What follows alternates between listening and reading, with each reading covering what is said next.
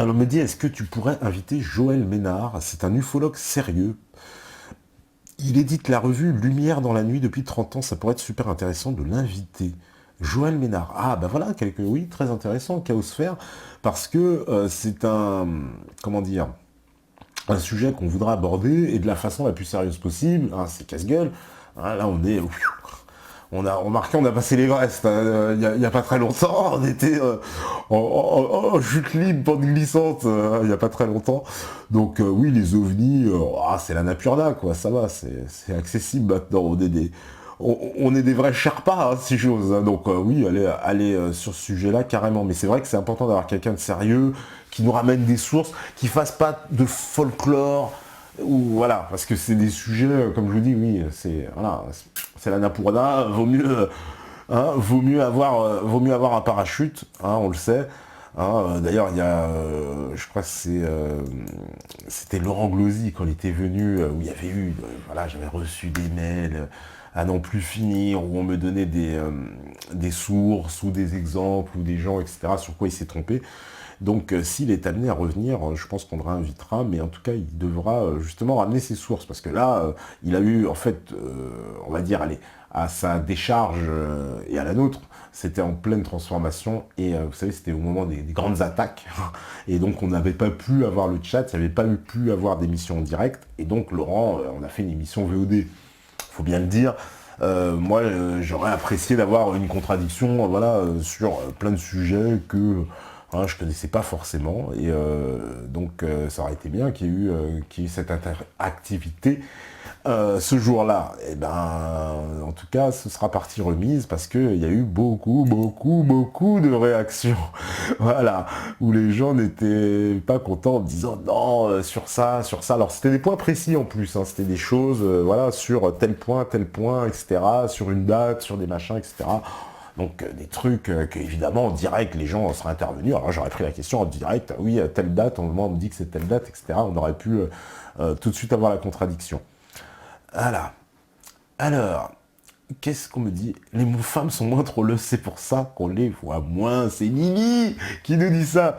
Mais oui, ma chère Lily, on vous en veut pas quand même. Et vous êtes les bienvenus sur le chat. Vous venez apporter justement une part de féminité, un peu de cette douceur féminine dont on a besoin, hein, et qui est tellement nécessaire, indispensable, hein, justement face à ce combat de coq inutile et puéril, stérile, hein, que certains veulent mener.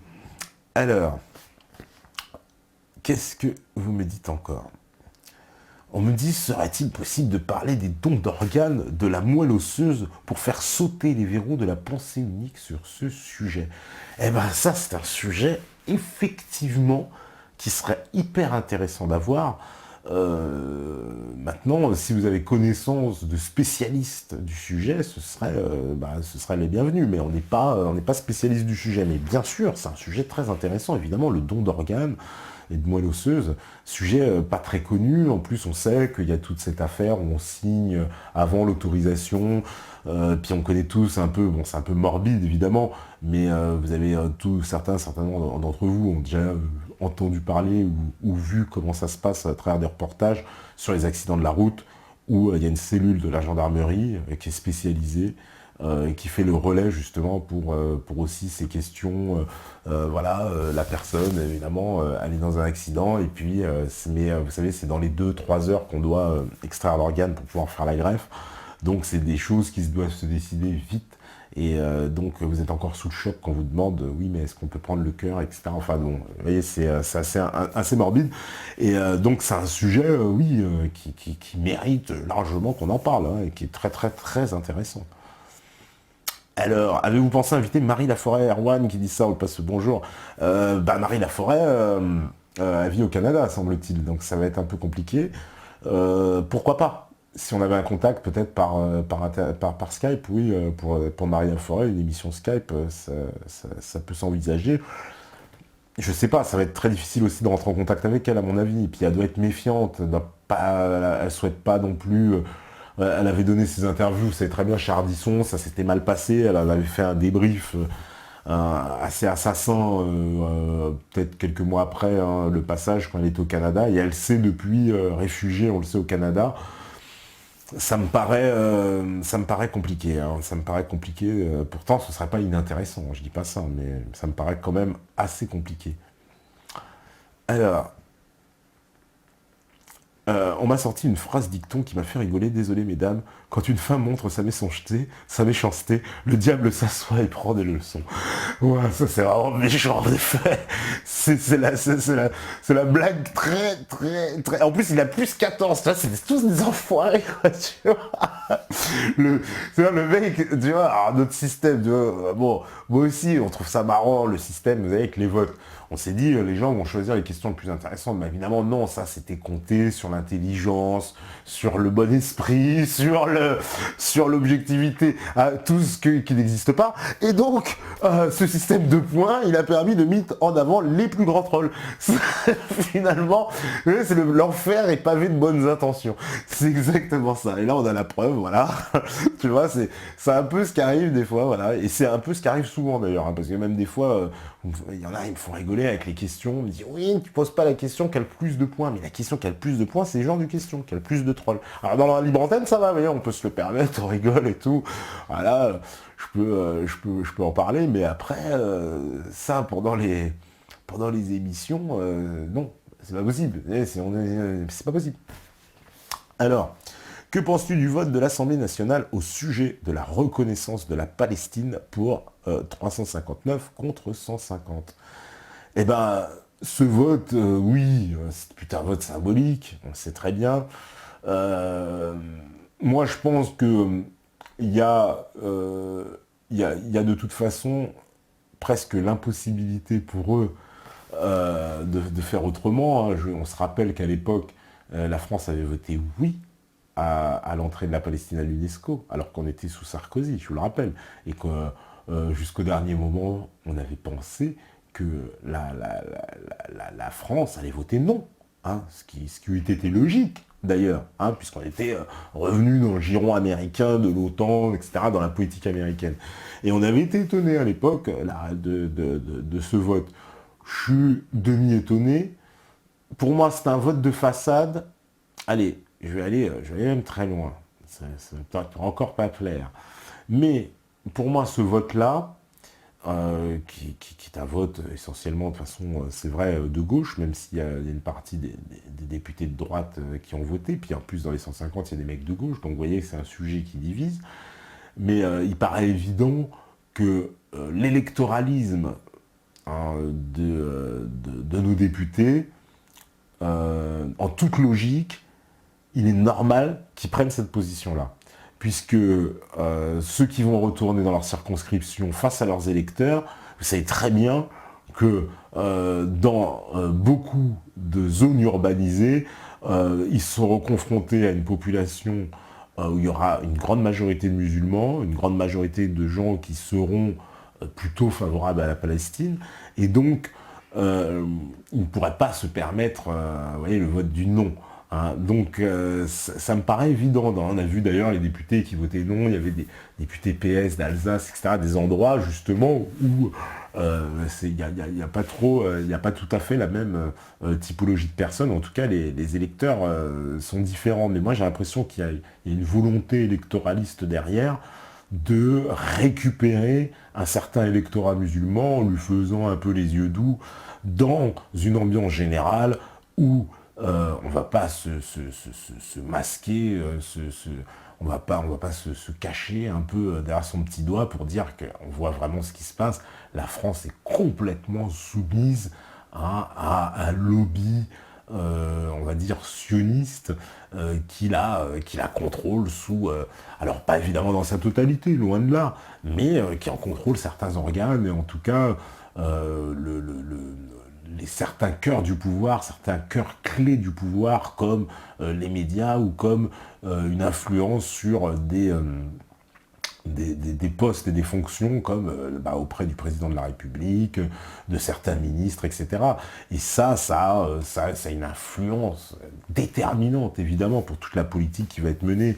Mais ce vote me semble assez cohérent et logique dans la mesure où je pense en plus qu'aujourd'hui, que ce clivage droite-gauche n'est qu'une chimère qui n'existe plus, hein, on est dans comment dire, un nouvel échiquier politique, où le communautarisme, en fait, pour moi, a remplacé l'opposition traditionnelle, et surtout par la gauche. La gauche, elle ne peut plus aller puiser des voix du côté des classes populaires ou des classes moyennes, c'est terminé. Les classes populaires votent le Front National, et j'ai envie de dire, les classes moyennes vont voter UMP ou au pire Bayrou, quoi, centriste.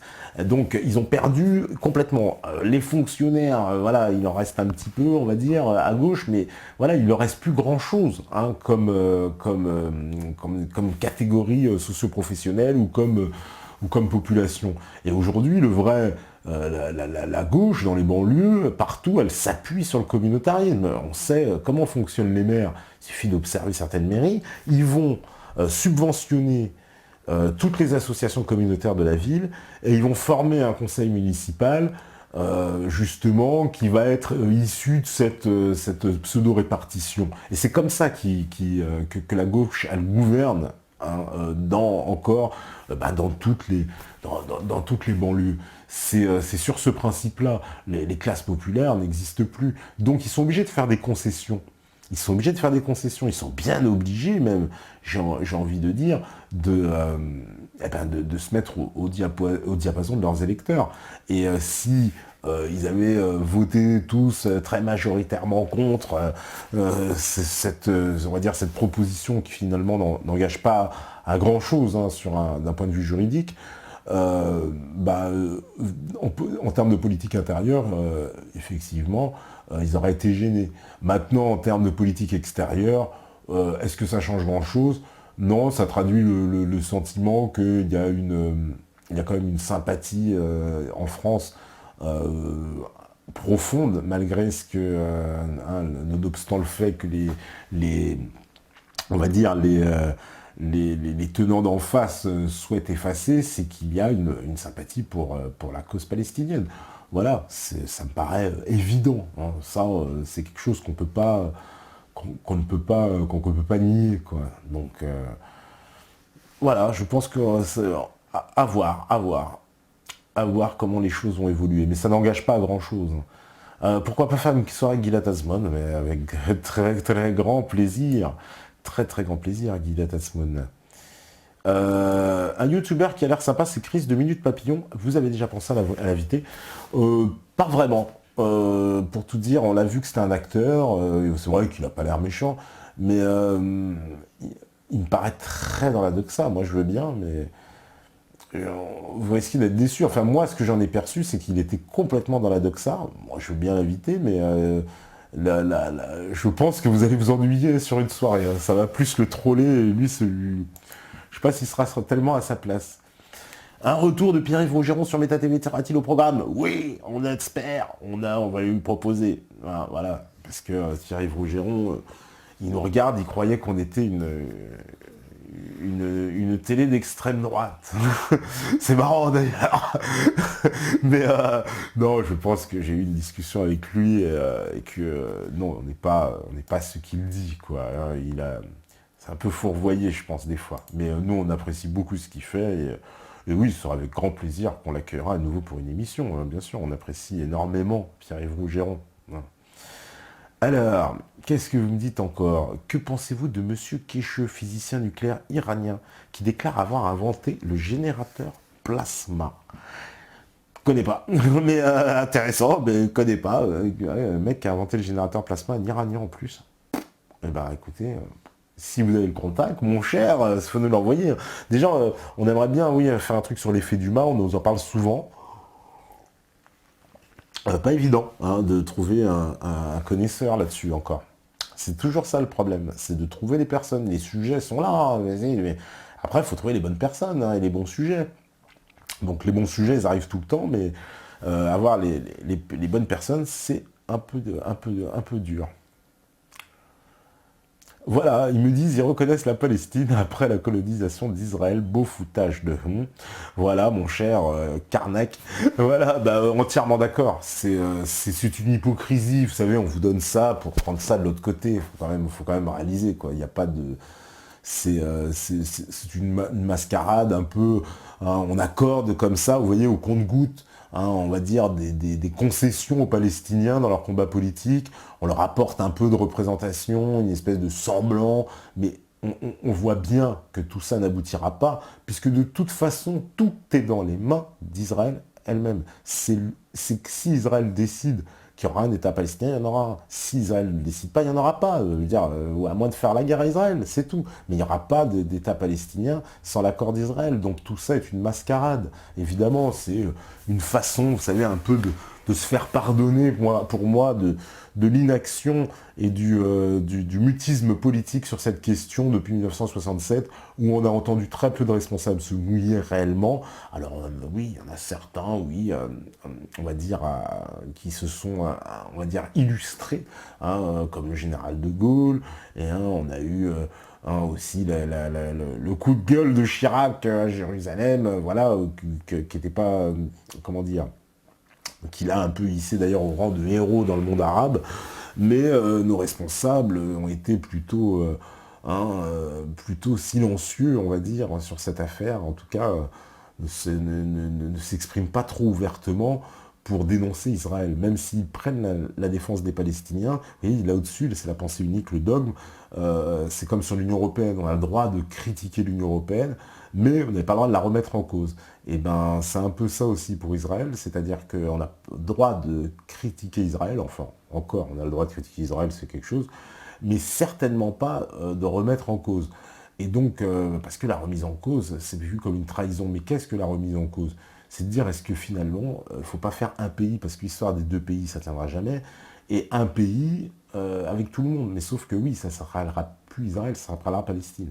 Et ça, c'est quelque chose qui visiblement, non, ne leur plaît pas. Donc, je comprends, moi, je ne vois pas quelle issue ce conflit pourra trouver, si ce n'est une option militaire ou alors un chaos généralisé, parce que je ne vois pas à quoi on pourra arriver. Mais en tout cas, cette concession accordée par les États, euh, ça me semble assez dérisoire. C'est plus de l'effet de style, mais je ne vois pas de réelles grandes conséquences, sinon accorder un petit peu plus de crédit politique on va dire aux Palestiniens, parce qu'en plus on s'empresse évidemment de dire oui c'est le Hamas, c'est le Hezbollah, c'est machin. Donc derrière ça, ça change pas grand chose. Soyons clairs. C'est pas cette nouvelle en tout cas qui fera trembler encore tout le système. Voilà, Dieudo, toujours prévu, Dieudo, bah, il faudra lui demander à lui. Nous, on lui a lancé les invitations, voilà, donc après, on peut pas faire plus. Ah, qu'est-ce qu'on fait? On a lancé les invitations, on peut pas non plus forcer les gens à venir. Et puis Dieudo, il lance sa propre télé, donc je pense que si lui aussi nous voit comme des concurrents, je pense qu'il viendra pas ici. Alexandre Astier, ouais, bah oui, Alexandre Astier, c'est quelqu'un qu'on apprécie beaucoup. On aimerait bien... Ah voilà, Jamlench, il a mis le lien, voilà, pour tout le monde, les propositions d'invités, et il a bien fait, comme ça, vous avez direct à cliquer. Alors, Pierre Hillard, eh bien Pierre Hillard, on l'a invité, j'espère qu'il va revenir, normalement c'est prévu, qu'on le relance, ça va être début d'année 2015, parce que là il est en train de préparer des nouveaux trucs. Pierre Hillard, c'est énorme. Eh ben voilà, on me dit, il paraît que l'effet Dumas c'est du hoax. Ah ben j'en sais rien, mon cher Nico, mes chers Nico et Clara. Je sais pas justement, mais en tout cas j'arrive pas à trouver de spécialiste de ça. Donc j'ai certainement un hoax, puisque personne ne veut s'engager à venir en parler. Donc j'arrive pas à trouver quelqu'un qui est suffisamment sérieux pour parler de ce truc-là. Donc si c'est du hoax, bah peut-être, alors je peux pas le déterminer. Mais comme vous nous faites des demandes constantes pour qu'on en parle, mais ouais, bah il n'y a pas de spécialiste en tout cas hein, de cette question. Ah, alors, pour le paganisme européen, il y a Varg Vikernes et Marie Cachet qui font un travail intéressant, qui se démarquent des études sur le genre. Ils s'intéressent aussi au survivalisme. Ouais, bah je connais pas du tout. Bah, ce serait intéressant. Tout ça est intéressant, mon cher, mais je ne connais pas. Mais comme il a dit James Lynch, il faut aller sur le formulaire et proposer. Allez-y. Voilà. Alors, ce serait sympa d'une manière générale, pas qu'aujourd'hui, que tu raccourcisses tes réponses ou commentaires, y compris avec tes invités. C'est une proposition, pas une critique. En effet, parler pour parler, c'est sympa, mais c'est tout. Mais pas besoin de me répondre. Je me repasserai quand tout ira plus vite. Lol, hey Jack.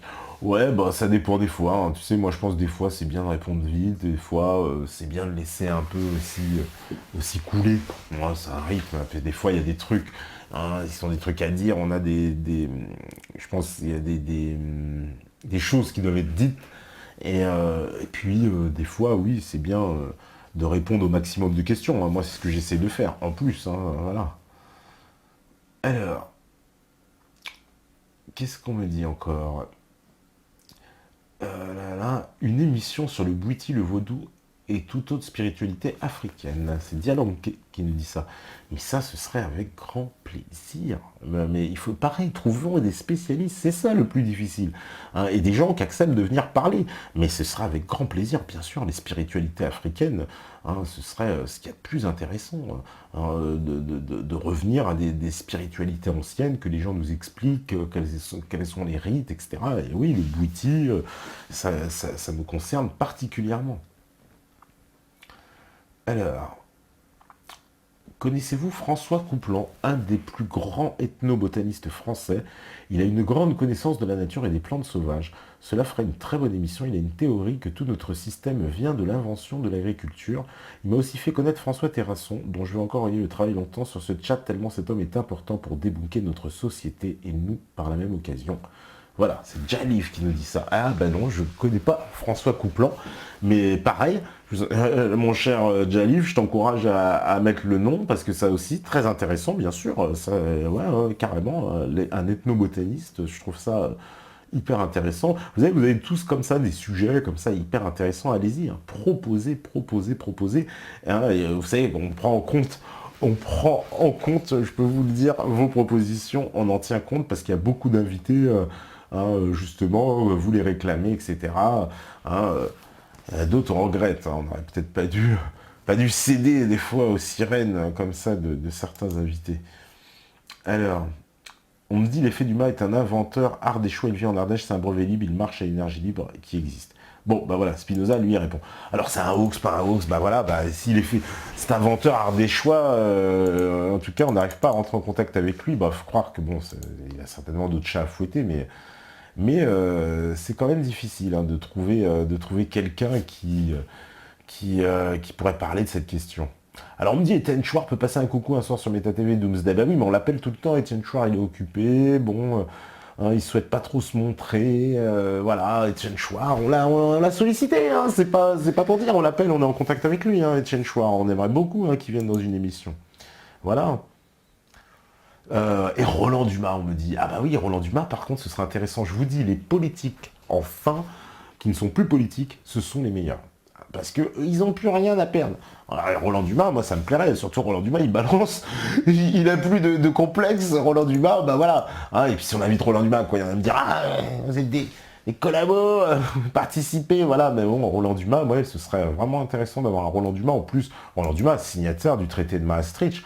Je peux vous dire que on a beaucoup de choses à lui dire sur l'Union Européenne. Dis donc, ouais, Stéphane me dit, oulala, Roland Dumas, bah oui, Roland Dumas, c'est le signataire du traité de Maastricht, c'était ministre des Affaires étrangères à l'époque de Mitterrand, donc c'est pas n'importe quoi, c'est du très très très lourd. Hein, c'est quelqu'un qui est au courant des plus grands dossiers de la République et qui aujourd'hui, on le voit bien, prend des positions claires et nettes. Hein, il passe même, on essaie de le faire passer pour un conspi parce que attention, il parle d'agent de la CIA, de machin, de trucs. Hein, il est plus, il est plus au gouvernement. C'est pour ça que je me dis c'est intéressant. Donc ah ouais, Roland Dumas, j'aimerais beaucoup qu'on puisse l'avoir. Ce serait énorme. Voilà, il faudrait penser à inviter ce gars. Je suis pas content, Greg Tabibian. Je connais pas. C'est Bryce22. Alors, ne nous envoyez pas des fachos encore, parce que... je ne connais pas Greg Tabibian. Non, mais je connais pas du tout. Voilà. Ah bah, rien que pour avoir dit ça, j'ai pris par-ci, hein, ça y est. J'ai caissé les dogmes. Alors, ce qui serait intéressant serait de faire des émissions avec des théologiens de diverses religions, polythéisme, monothéisme, des philosophes, émissions centrées sur des débats de quelques thèmes, par exemple. Bah oui, mais Captain Cap, oui, on essaye de faire déjà ça, ils sont marrés. Ben oui, on essaye. Les débats, après les débats, moi je suis pas forcément justement pour les débats théologiques, je pense. Je trouve que ça n'a pas d'intérêt, parce que comme je te disais, pour moi c'est deux dogmes qui s'opposent. Après des débats un peu plus philosophiques avec des gens qui soient théologiens, ça par contre c'est un peu plus intéressant. Mais les débats théologiques proprement dit, vas-y, on va les laisser sur la chaîne Cato, quoi. Voilà. Ah, la chaîne Cato. Voilà, ça y est. Ostracisme des catholiques, évidemment. Ah, le dogme, quand tu nous tiens. Ah, alors, Varg, c'est pas le mec qui, entre autres, a sorti un album métal et qui a tué un autre type, c'est ça? Oui, je crois que c'est ça, Aldo Lenzano, parce que Varg, Kin Russen, je sais pas quoi, on en a parlé, et justement, il était cité dans les gens dont on parlait, que je vous parlais de mails que j'ai reçus, et c'est un nom qui est revenu plusieurs fois, et il semble qu'ils n'ont pas voulu répondre à la question. Mais parce que le mec a un passé un peu infréquentable. Bon, voilà, moi je veux pas leur en vouloir, je sais pas, peut-être que ils ont été gênés, quoi. Bon, alors après, il y a que les connaisseurs qui ont compris, parce que moi j'ai même pas capté qu'ils étaient vraiment gênés, j'ai pas capté pourquoi ils répondaient pas à la question, mais visiblement, ouais, j'ai été voir le CV du bonhomme, c'est pas joli, hein, c'est pas énorme. Alors, euh, on me dit que ce serait une bonne idée de faire le point sur Fukushima, c'est lézard. Pareil, il faut trouver un spécialiste, mais ouais, un spécialiste de Fukushima, ou un mec qui a été au Japon, mais ouais, bien sûr, un spécialiste même Bah ça, on pourra en parler quelque part avec Jean-Pierre Petit, hein, j'ai envie de dire, Lézard. C'est un peu son domaine, hein. Lui, il en avait parlé d'ailleurs de Fukushima quand on était dans la première émission qu'on avait faite ici avec lui, et on pourra lui en parler, hein. C'est quand même spécialiste S nucléaire, hein, quand même. Voilà, alors, qu'est-ce que vous me dites encore? Allez, je prends les dernières questions. Jacques Lang pour une soirée confession. Quand est-ce que l'émission avec Vincent Renard est en ligne? Ça, c'est une question importante, c'est Chaosphère. Elle sera en ligne, je t'assure, bientôt. Simplement, on ne pourra pas la mettre sur le compte MetaTV comme on voulait pour des questions de législation, hein, donc on va la mettre sur un autre compte. Donc laissez-nous encore 1 ou 2 jours, parce que voilà, mais elle sera sur un autre compte. Elle y sera, elle arrivera. Voilà, mais elle pourra pas être sur notre compte parce que Jacques, il va encore nous faire des problèmes avec tout ça. Voilà, on me dit Serge Ayoub, faut pas l'oublier, je ne l'oublie pas. Je ne l'oublie pas. Voilà. Alors, te paraît, on a testé l'effet Dumas et Quintanor, on a fait une installation sérieuse et des mesures précises, c'est bidon. On a fait une vidéo, c'est en cours. Voilà, Eurasien, excellent. Eh ben merci. Au moins il nous met les points sur les... Je vous dis, c'est ça qui est intéressant. Vous voyez, il y en a qui me disent, bah voilà, vous voyez, les faits Dumas, ils disent que c'est bidon. Alors, inviter un militaire de haut rang. Ah bah on aimerait bien, mais il faut qu'il puisse accepter. On en a déjà invité, hein. Mais c'est pas évident. Vous croyez que tous les militaires veulent parler? On avait un contact avec un général. Et franchement, c'était une émission qui promettait du lourd. Mais bon, malheureusement, ça peut plus se faire.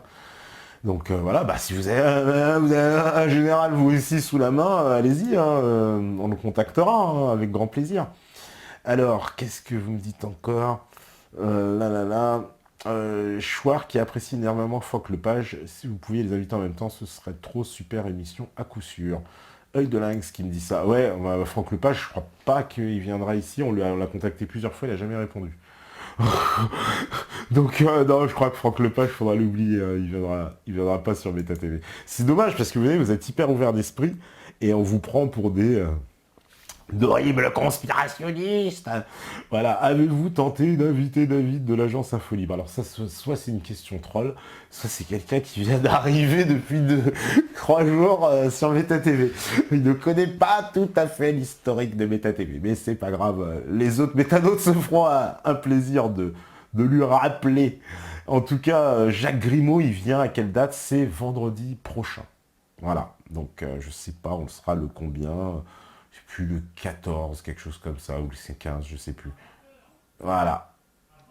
À 20h, oui, je précise, parce que émission spéciale, horaire spécial, donc l'émission exceptionnellement donc commencera à 20h, et non pas à 21h, parce que, évidemment, pour Jacques Grimaud et Patrice Pouillard, on était obligé de leur déballer le tapis rouge, parce que j'espère qu'on aura même assez de 4 heures avec toutes les choses qu'ils ont à nous dire sur ce fabuleux documentaire. Voilà, ça aussi, ça Ça s'annonce déjà en perspective comme une très très grosse émission et je vous convie tous à être là ce soir-là, hein, justement pour sortir un peu et allons voyager un peu dans l'histoire, dans l'archéologie et comprendre un peu le monde de nos ancêtres et les merveilles qui nous ont léguées. Ça, c'est hautement plus intéressant, je pense, pour notre santé mentale, à tous. En tout cas, on me dit, essayons de faire péter les compteurs avant la fin de l'émission, clic record, 41, pas mal, pas mal. Et mon cher Vida, je vois que tu pètes le record. En tout cas, voilà, on me dit ces soirées entre nous sont toujours appréciables. Tu vois, j'aime beaucoup cette remarque d'Alex B, parce qu'il a tout à fait raison, c'est des soirées entre nous. C'est marrant, il y a une espèce d'intimité, c'est vrai, dans ce genre-là.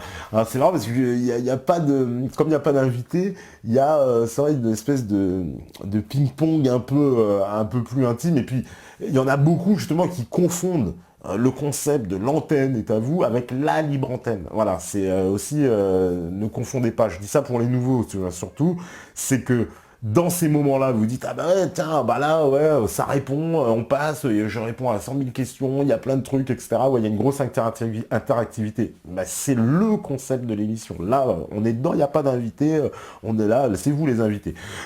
Mais quand il y a un invité, on peut pas avoir autant de réactivité. Vous comprenez bien, tu vois, moi, on n'est pas une équipe de 15 avec quelqu'un qui va me trier les questions, les machins, puis vous savez, comme à la télé, le mec, il est assis, hein, y a une meuf qui arrive derrière, elle lui fait un truc à résumer, puis voilà. Non, nous, c'est pas comme ça, je suis obligé de jongler, il faut que, voilà, je pose des questions, j'écoute la réponse, et en même temps, je regarde la réaction. Voilà. Hein, et nous n'avons pas, vous le savez, cette capacité féminine à gérer plusieurs choses en même temps. Vous savez très bien, mesdames, vous nous le reprochiez assez tout le temps. Donc voilà, donc c'est un exercice. En tout cas, merci à vous tous. Hein, c'est comme ça, voilà, on me dit bonne nuit les enfants, bonne nuit Canaric, bonne nuit Alice Bach, Scorpion, Robo Zizi, Max La Science, Doomsday, Captain Cap, Dasheng Accélère, Emily, Liberty, Cassius Eli, Robo Zizi, Matt Kimat, Manuel, Sinsemilia, Alex Bekalinka, Yu, Jem Lench, Alex B, Erwan, Jebel, Sefi, Frisky, Lille, Victor Doom, Shiva, Adrien, Attila, Mepata TV, Igabiva, Shivaken. Non, mais les mecs, ils ont des blazes, t'y crois même pas, quoi. Vous avez des blazes, mais de sur-troll, de troll. Voilà, ça a fait plaire, bande de trolls. Allez, DJ Y, Patriote, Chaosphère, Azaz, Eurasien, bien sûr. Voilà, Œil de Lynx, alors Free Future. Voilà, Basilic Man, Anicette de niveau Pawn, Fondamenta, Léo Vigide, Black Tarus. Voilà, bah merci à vous tous. Bonne soirée, voilà, gros big up aussi à vous, voilà, on me dit merci, j'ai bien ri, ma chère Lily, merci à tout, grosse dédicace à toutes les femmes, bien sûr, qui nous regardent ce soir, mesdames, nous vous envoyons des paniers de bisous, évidemment, et merci à tous pour cette soirée. Et on se retrouve demain justement avec une dame, voilà, comme ça on pourra pas nous le dire. Alors elle s'appelle Antoine, bon, ce n'est pas de ma faute, ça, on va pas parler de théorie du genre, oui c'est vrai c'est toujours un peu bizarre. Donc c'est bien Antoine Ginal qui viendra, c'est une femme, et elle viendra, et on parlera d'égyptologie, on va parler justement de ces nouvelles découvertes en Égypte, donc ça va être passionnant d'entrer, voilà, enfin j'espère bien que ça va vous intéresser, parce que dans la vie, il n'y a pas que la dissidence, vous le savez, et si vous écoutez ce message, c'est que vous êtes la résistance. À demain, ciao, gros big up à la régie.